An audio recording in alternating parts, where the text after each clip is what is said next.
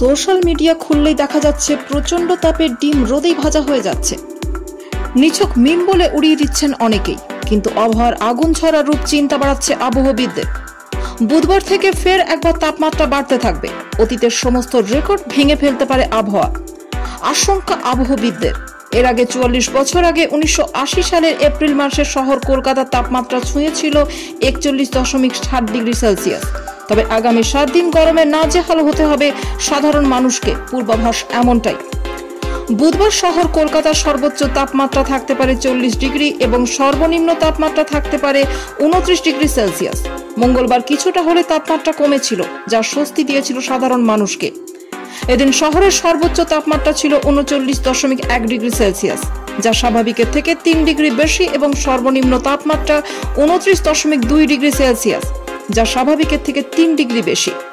এদিন বাতাসে জলীয় বাষ্পের পরিমাণ সর্বাধিক ৭৭% এবং সর্বনিম্ন ৩৫%।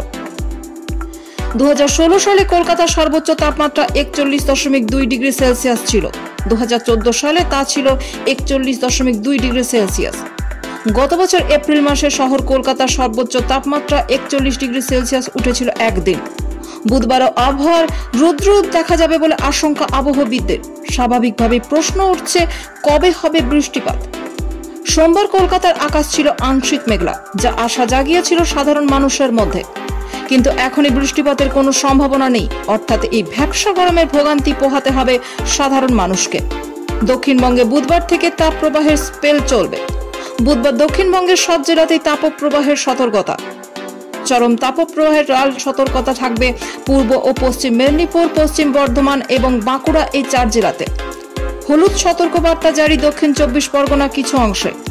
বৃহস্পতিবার চরম তাপপ্রবাহের লাল সতর্কবার্তা রয়েছে পূর্ব ও পশ্চিম মেদিনীপুর, পশ্চিম বর্ধমান এবং বাঁকুড়া, এই ৪ জেলাতে।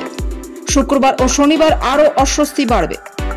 আপাতত দক্ষিণবঙ্গের কোনো জেলাতেই বৃষ্টিপাতের কোনো সম্ভাবনা নেই। উত্তরবঙ্গেও তাপপ্রবাহের প্রভাব পড়ছে। নিচের দিকে জেলাগুলিতে গরম ও অস্বস্তিকর আবহাওয়া থাকতে পারে। উপরের দিকে জেলাগুলিতে ক্রমশ কমবে বৃষ্টি, বাড়তে পারে তাপমাত্রা। মালদা, উত্তর ও দক্ষিণ দিনাজপুর জেলাতেও তাপপ্রবাহের মতো পরিস্থিতি থাকতে পারে বুধবার।